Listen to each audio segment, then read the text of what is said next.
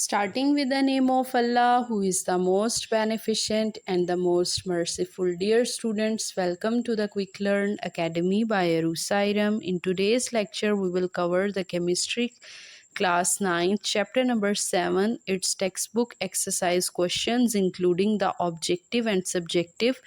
Dear students, before starting this video, if you have not yet subscribed to my channel, then do subscribe my channel, which is Quick Learn Academy by Arusairam, and also hit the bell icon so that you can get the latest updates on the go. Dear students, आज के हम lecture में cover करेंगे chapter number 7 को complete, और इसके जो questions के आंसर्स होंगे these will be to the point and authentic and these will be very beneficial for your final exam. So let's get started. The first MCQ is spontaneous chemical reaction take place in.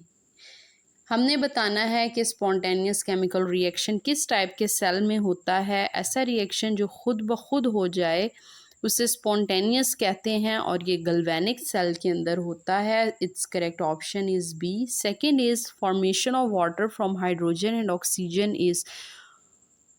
Water की formation hydrogen या oxygen से जो होती है, its redox reaction. So its correct option is A. Third is which one of the following is not an electrolyte. कौन सा हमारे पास जो है इलेक्ट्रोलाइटिक सेल नहीं होता. It's correct option is D, जिसमें ए एंड सी दोनों इंक्लूडेड है. मीन्स के इलेक्ट्रोलाइटिक सेल डाउन और नेल्सन सेल नहीं होता. Fourth MCQ is the oxidation number of chromium in K2Cr2O7 is. Dear students, by following the oxidation rules, you can easily find out the value of oxidation number of chromium as +6. So its correct option is B. Fifth is which one of the following is not an electrolyte.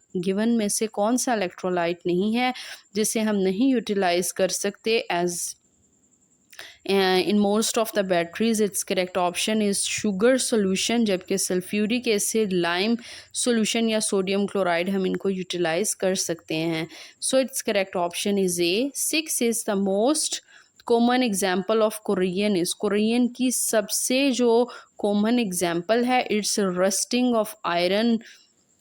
So its correct option is B. 7 is the Nelson cell is used to prepare the caustic soda along with gases. Which one of the following gas is produced at the cathode. Cathode पे कौन सी gas जो है वो produce होती है Nelson cell में जब आप कॉस्टिक सोडा की प्रेपरेशन कर रहे होते हैं with the help of gases. तो कैथोड के ऊपर लाइटर जो गैस है वो अमिट होती है. Its hydrogen gas. So its correct option is B. 8 MCQ is during the formation of water from hydrogen and oxygen, which of the following does not occur.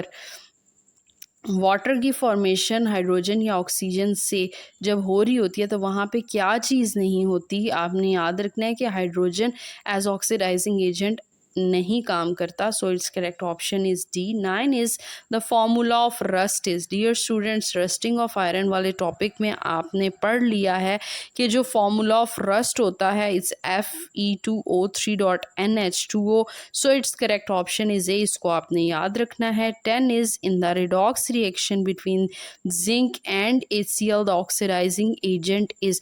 Oxidising agent यहाँ पे dear students H positive होगा. So its correct option is B. Dear students, ये थे chapter number 7 के complete MCQs from the textbook. Now we will cover the subjective type questions including the short. So let's get started. The first short is define oxidation in terms of electron. Oxidation की definition करनी है in terms of loss और gain of electron. तो आपने याद रखना है oxidation का मीनिंग ये है कि किसी भी एटम से कोई इलेक्ट्रॉन निकल गया तो वहाँ पे जो प्रोसेस हो रहा होता है उसको ऑक्सीडेशन कहते हैं, जबकि रिडक्शन इसका रिवर्स प्रोसेस होता है. अभी यहाँ पे उसकी बात नहीं की जा रही, तो हम जस्ट ऑक्सीडेशन ही की बात करते हैं. लाइक जिंक है, जिंक ने अपने लास्ट शेल से 2 इलेक्ट्रॉन्स को रिमूव कर दिया, तो यहाँ पे जिंक जो है ऑक्सीडेशन का फिनोमिना शो कर रहा है. The second short is define reduction in terms of loss or gain of oxygen और hydrogen. reduction की definition करनी है in terms of loss or gain of oxygen और hydrogen, तो आपने याद रखना है reduction is always the addition of hydrogen or removal of oxygen. Hydrogen add हो रही हो या ऑक्सीजन रिमूव हो रही हो, इस प्रोसेस को कहा जाता है रिडक्शन. लाइक आपको एग्जांपल्स में भी दिखाई दे रहा है कि ZnO plus C2 Zn plus CO2 बन रहा है. यहाँ पे जिंक से ऑक्सीजन निकल रहा है और वो कार्बन के पास जा रहा है, और हमने पढ़ा है कि रिमूवल ऑफ ऑक्सीजन जो है वो रिडक्शन कहलाता है, या एडिशन ऑफ हाइड्रोजन उसको भी एग्जिबिट किया गया है सेकेंड रिएक्शन में. H2 plus Cl2 gives us 2HCl, तो यहाँ पे भी रिडक्शन का फिनोमिना है. The third short is what is the difference between the valency and oxidation state. Valency या ऑक्सीडेशन स्टेट क्या होती है?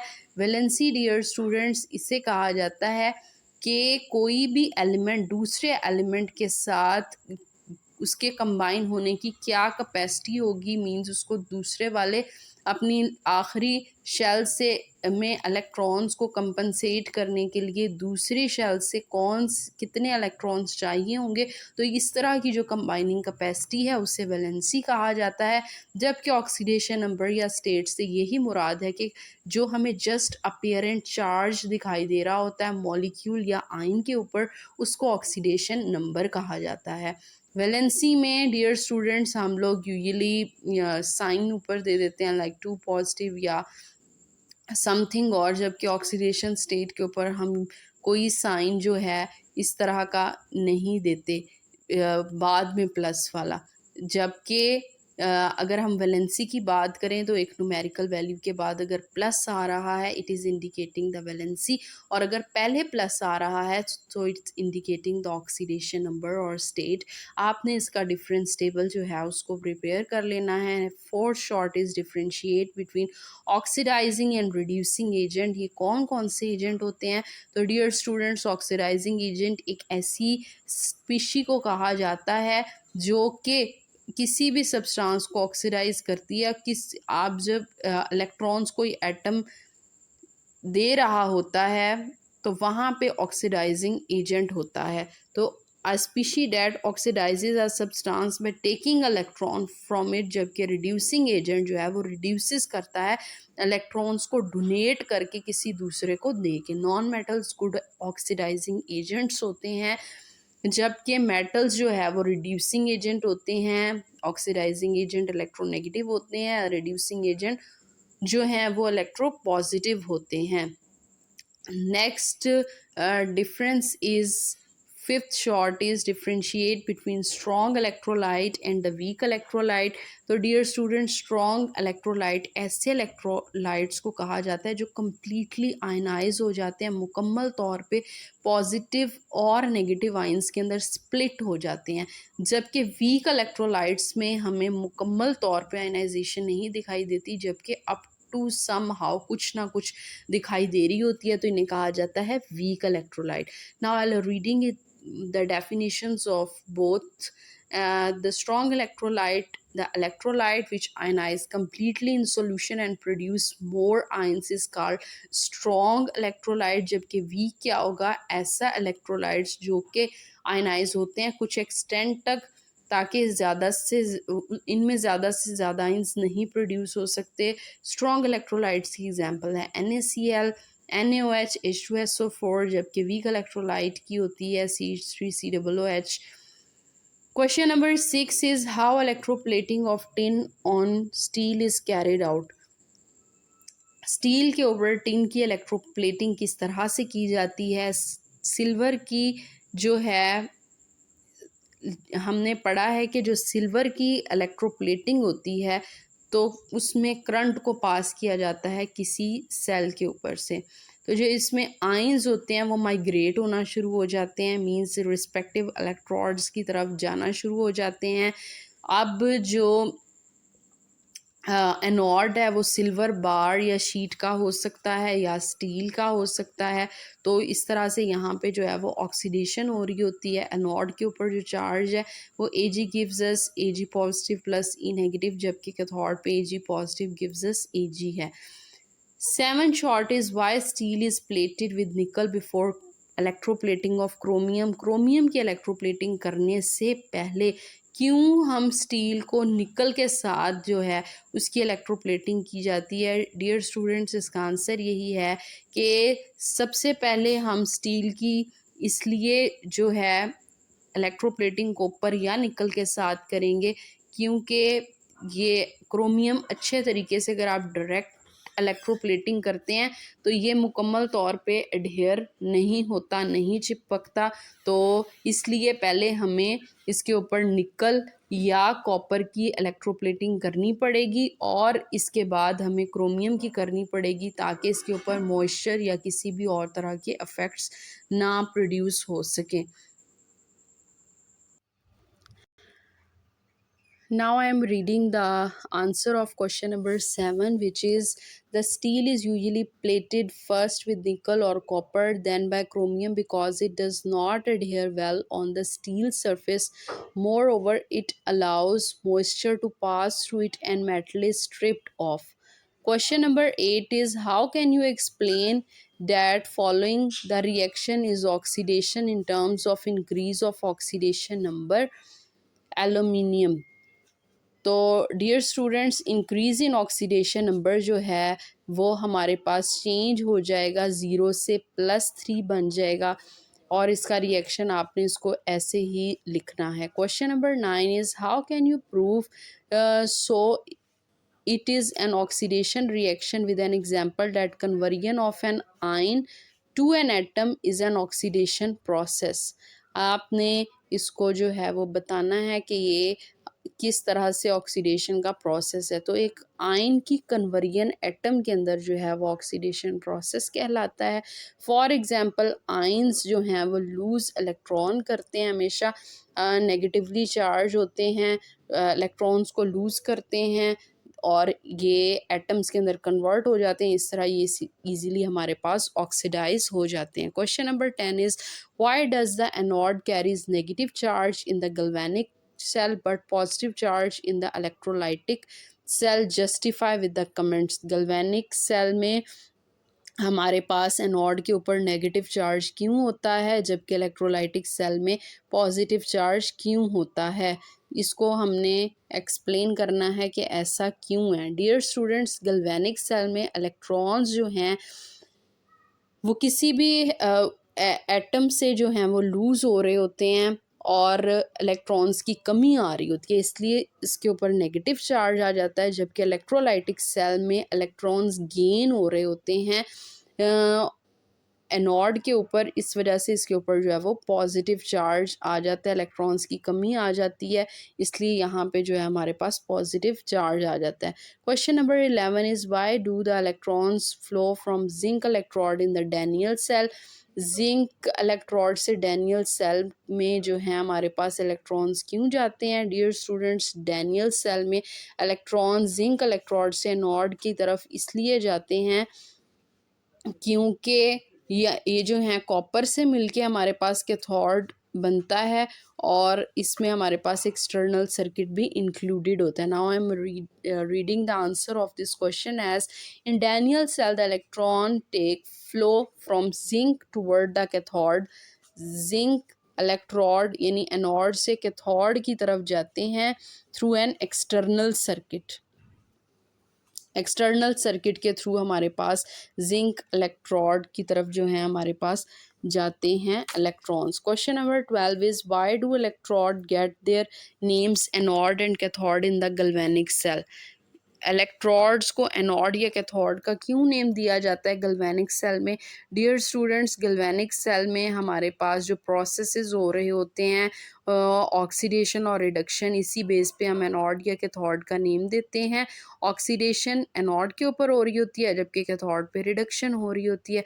इस वजह से ये दोनों processes at the same time हो रहे होते हैं और इसका सेटअप इस तरह से होता है कि हमारे पास डैनियल सेल में दो अलग अलग सॉल्यूशन है, दरमियान में सॉल्ट ब्रिज हमारे पास लगाया जाता है और इसके अलावा एक तरफ कैथोड है एक तरफ एनोड है ताकि आयंस इजीली फ्लो कर सकें और जो है वो प्रोसेसेस कंप्लीटली यहाँ पे हों ताकि हमारा जो सेल है वो completely वर्कआउट कर सके। Question number 13 is what happens at the cathode in the galvanic cell. Galvanic cell में कैथोड क्या कर रहा होता है। गैल्वेनिक सेल में कैथोड के ऊपर हमेशा रिडक्शन होती है, लाइक कॉपर है तो यहाँ पे रिडक्शन हो रही है। Question number 14 is which solution is used as an electrolyte in Nelson cell. Nelson cell में हम लोग किसको एज एन इलेक्ट्रोलाइट यूज़ करते हैं डियर स्टूडेंट्स। हम यूजुअली ब्राइन को यूज़ करते हैं। ब्राइन एक हमारे पास सोडियम क्लोराइड का कंसनट्रेटेड सोल्यूशन है, उसको यूटिलाइज किया जाता है as an electrolyte. Question number 15 is name the by product produce by the Nelson cell. Nelson cell में हमारे पास कौन कौन से एज अ बाय प्रोडक्ट्स मिलते हैं, मीन्स जो हमें मेन चीज़ चाहिए सोडियम हाइड्रोक्साइड के अलावा और क्या क्या मिलता है डियर स्टूडेंट्स। अगर आप इसका रिएक्शन देखें तो यहाँ पे हमें दो गैसेस मिल रही हैं, बीइंग लाइटर ये हमें इजीली मिल जाती हैं इस प्रोसेस में as a by product H2 and Cl2। Question number 16 is why galvanising is done. Galvanising क्यों की जाती है। सबसे पहले ये देखते हैं कि गल्वनाइजिंग क्या होती है। गल्वनाइजिंग का मतलब है कि कोटिंग कर देनी है थिन लेयर की जिंक के ऊपर, जिंक की कोटिंग करनी है आयरन के ऊपर और इसका पर्पस यही है कि रस्टिंग से बचाया जा सके, आयरन को कोरियन से बचाया जा सके ताकि आयरन को मज़ीद जो है वो जंग ना लग सके। Question number 17 is why an iron grill is painted frequently. Iron की ग्रिल्स को बार बार पेंट क्यों किया जाता है, ताकि हम उसे जंग से बचा सकें। पेंट जो है वो हमेशा प्रोटेक्शन प्रोवाइड करता है from the attack of moisture and oxygen. Question number 18 is why O2 is necessary for rusting.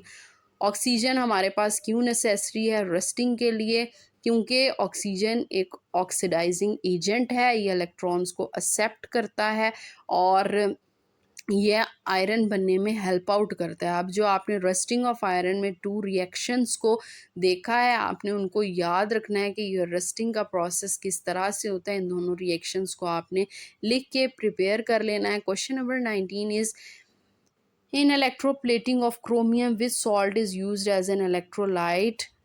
Chromium की इलेक्ट्रोप्लेटिंग में किस टाइप का सॉल्ट जो है वो यूटिलाइज़ किया जाता है। क्रोमियम सल्फेट को यूज़ किया जाता है जिसके साथ कुछ ड्रॉप सल्फ्यूरिक एसिड के एडअप किए जाते हैं, ये एज एन इलेक्ट्रोलाइट यूज़ किया जाता है।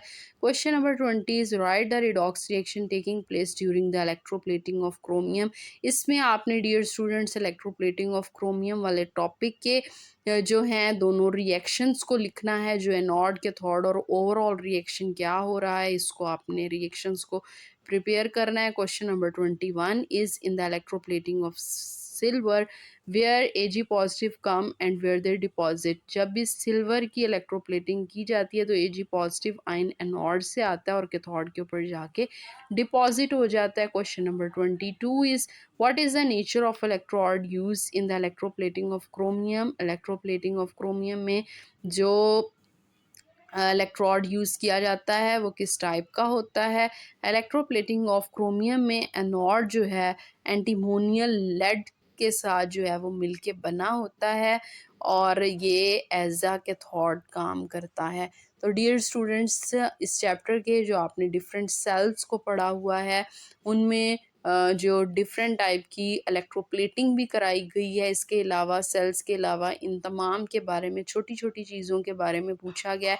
इसके अलावा डियर स्टूडेंट्स एक मोस्ट रिपीटेड क्वेश्चन है कि ये जो सॉल्ट ब्रिज आपको स्क्रीन पे दिखाई दे रहा है डैनियल सेल वाला, कि ये इसका इसको क्यों यूटिलाइज़ किया जाता है, इसका पर्पज़ क्या है, ये भी आपकी बुक के ऊपर आंसर मेंशन है इसी टॉपिक में। तो आपने इसको भी एज़ अ शॉर्ट प्रिपेयर करना है। और भी छोटे छोटे शॉर्ट या डेफिनेशंस बुक पे मेंशन है, उनको भी एज़ अ शॉर्ट प्रिपेयर करें। डियर स्टूडेंट्स, ये था आपका second last chapter of chemistry, which was chapter number 7। और हमने डिस्कस कर लिया है तमाम शॉर्ट और एमसीक्यूज़ को। और इन शॉर्ट को आप बहुत अच्छे से प्रिपेयर करें, these will be very helpful for your final exam.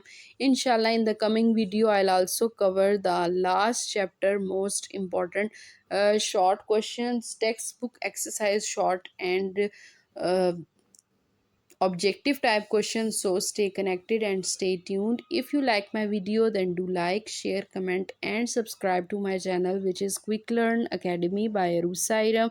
And thank you so much for listening.